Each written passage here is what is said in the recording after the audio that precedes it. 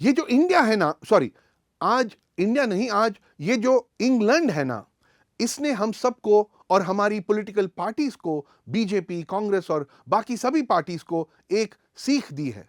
ये सीख बस 3 शब्दों की है, इनर पार्टी डेमोक्रेसी, यानी पार्टी का आंतरिक लोकतंत्र, जो कि इंग्लैंड में हमने देखा। सत्ताधारी कंजर्वेटिव पार्टी ने पहले पीएम बोरिस जॉनसन को बाहर का रास्ता दिखाया, फिर इसके बाद पारदर्शी और लोकतांत्रिक तरीके से 8 उम्मीदवारों में से एक नए नेता लिज ट्रस को चुना, जो अब इंग्लैंड की नई प्रधानमंत्री होंगी। कितना सरल, कितना नॉर्मल, आखिर यही तो होना चाहिए। मगर भारत में ऐसा हो जाए तो चमत्कार होगा। मैं समझाता हूं। चमत्कार number 1, prime minister Boris Johnson ने बिना किसी खास प्रतिरोध विरोध के पार्टी की इच्छा पर पद छोड़ा, जबकि इंडिया में जहां पार्टी ही नेता और नेता ही पार्टी, यहां ऐसा संभव नहीं है, ऐसा सोचना भी असंभव है। चमत्कार नंबर 2, कंजर्वेटिव पार्टी के नए नेता का चुनाव पारदर्शी तरीके से हुआ। क्या इंडिया में कोई पार्टी पारदर्शिता का सम्मान करती है? नहीं, एक भी नहीं। चमत्कार नंबर 3, इंग्लैंड में नए नेता का चुनाव लोकतांत्रिक ढंग से हुआ। भारत की कौन सी बड़ी पार्टी आज आंतरिक लोकतंत्र का सम्मान करती है?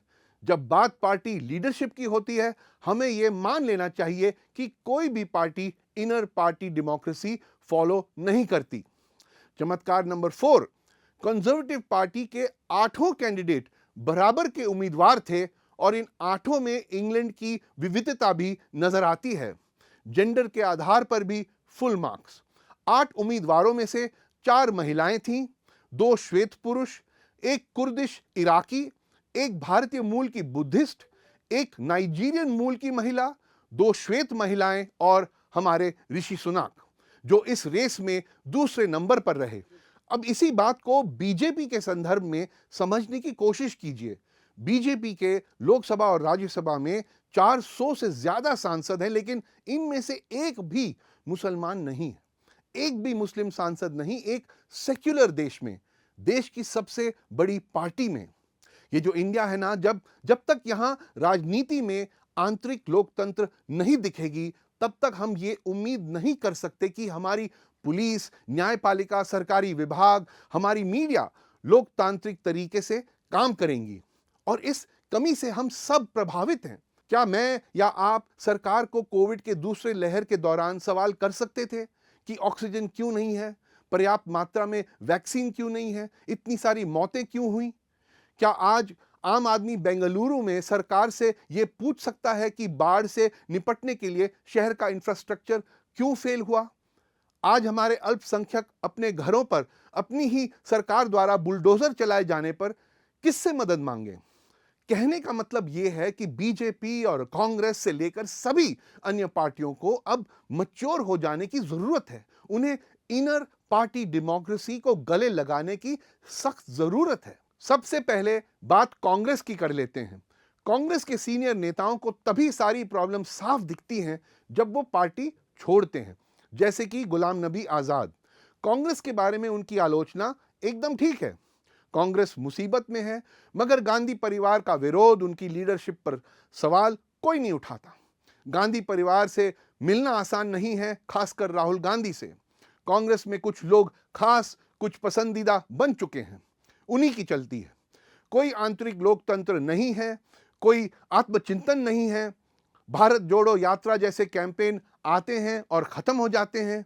पार्टी के पास बीजेपी को हराने के लिए या खुद रिकवर करने के लिए कोई क्लियर प्लान नहीं है। नई लीडरशिप की कोई तलाश नहीं है। कांग्रेस प्रेसिडेंट का आने वाला चुनाव भी दिखावा भरी होगा। एक गैर गांधी कांग्रेस प्रेसिडेंट बन भी गया, असली पावर गांधी परिवार के हाथों में ही रहेगा। दुखद बात यह है कि ये सारी बातें कही जा चुकी हैं, बीमारी और उसका इलाज दोनों पता हैं, फिर भी कोई बदलाव नहीं। चलो, कांग्रेस का डिस्कशन हो गया, अब बीजेपी की बात करते हैं। आप कह सकते हैं कि यहां डायनेस्टी यानी परिवारवाद कहां है? हां, परिवारवाद नहीं है, लेकिन क्या पार्टी में आंतरिक लोकतंत्र, इनर पार्टी डेमोक्रेसी है? हम ये यकीन से नहीं कह सकते। कुछ साल पहले बीजेपी मुख्य विपक्षी पार्टी थी, सत्ता के लिए भूखी थी, नए टैलेंट, नए लीडरों को लगातार खोजा जाता था, जैसे कि एमपी में शिवराज सिंह चौहान, छत्तीसगढ़ में Raman Singh end of course Gujarat में नरेंद्र मोदी, जो इलेक्शन पे इलेक्शन जीतते गए। केंद्र में भी वाजपेयी और अडवाणी के बाद बीजेपी में टैलेंट की कतार थी। सुषमा स्वराज, अरुण जेटली, नितिन गडकरी, वेंकैया नायडू, राजनाथ सिंह, यशवंत सिन्हा इत्यादि सभी सशक्त और बीजेपी के भविष्य में हिस्सेदार। मोदी खुद इस सिस्टम के सबसे बड़े लाभार्थी हैं। मुख्यमंत्री से स्टार कैंपेनर और फिर पीएम कैंडिडेट, वे अपने से सीनियर लीडरों से आगे निकल गए क्योंकि यही पार्टी की जरूरत थी। लेकिन अब कुछ सालों बाद बीजेपी की कहानी क्या है? मोदी बीजेपी के सबसे लोकप्रिय नेता हैं और अमित शाह उनके साथ खड़े हैं, लेकिन इनके बाद नेताओं की वो लंबी कतार कहां है? हाल ही में नितिन गडकरी को बीजेपी के संसदीय बोर्ड से हटा दिया गया। मोदी से 6 साल छोटे पार्टी लीडरशिप के एक तगड़े दावेदार को किनारे कर दिया गया।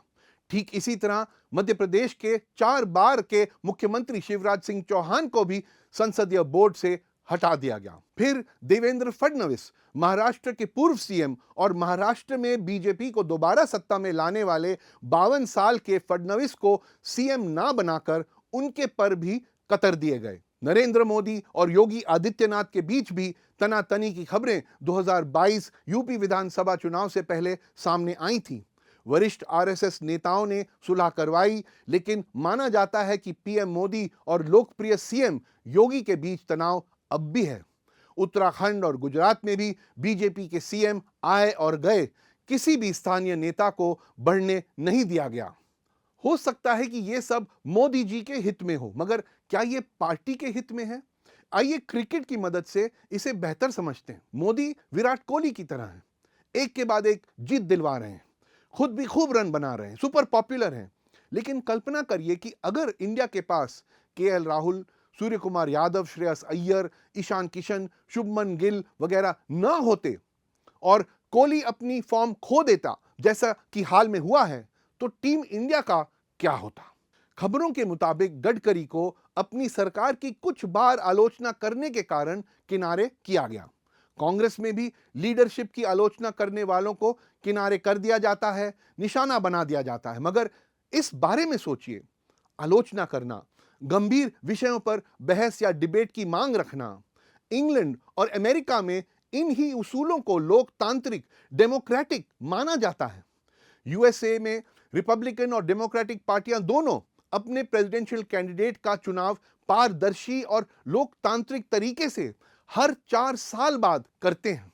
मुद्दों पर महीनों पब्लिक के बीच चर्चा होती है, बहस होती है, उसके बाद ही पार्टी के समर्थक कैंडिडेट के लिए वोट करते हैं। इसके बावजूद कोई भी यूएस प्रेसिडेंट 2 बार ही उस पद पर रह सकता है। 8 साल बाद बाय बाय करना ही पड़ता है। Obama, Clinton, George Bush senior और जूनियर, यहां तक कि ट्रंप भी, इन सब को इन नियमों का सम्मान करना पड़ता है। यही असली आंतरिक लोकतंत्र है, यही इनर पार्टी डेमोक्रेसी है। और सबसे मेन पॉइंट, ऐसा सिस्टम इन लोगों ने क्यों अपनाया है? क्योंकि उनको पता है, उन्हें पूरा भरोसा है कि लाखों की जनता में, करोड़ों की जनता में देश को चलाने का टैलेंट कहीं ना कहीं देशवासियों के पास है। और ऐसे टैलेंट को बाहर लाने का एकमात्र रास्ता है इनर पार्टी डेमोक्रेसी। वे जानते हैं कि राजवंश और एक छत्र राज असली लोकतंत्र नहीं है। लेकिन ये जो इंडिया है ना, यहां हम राजवंश और एक छत्र राज के बीच फंसे हुए हैं। खत्म करने से पहले एक नजर इंडिया की अन्य पार्टियों पर भी डाल लेते हैं, जहां हालात बहुत अच्छे नहीं हैं।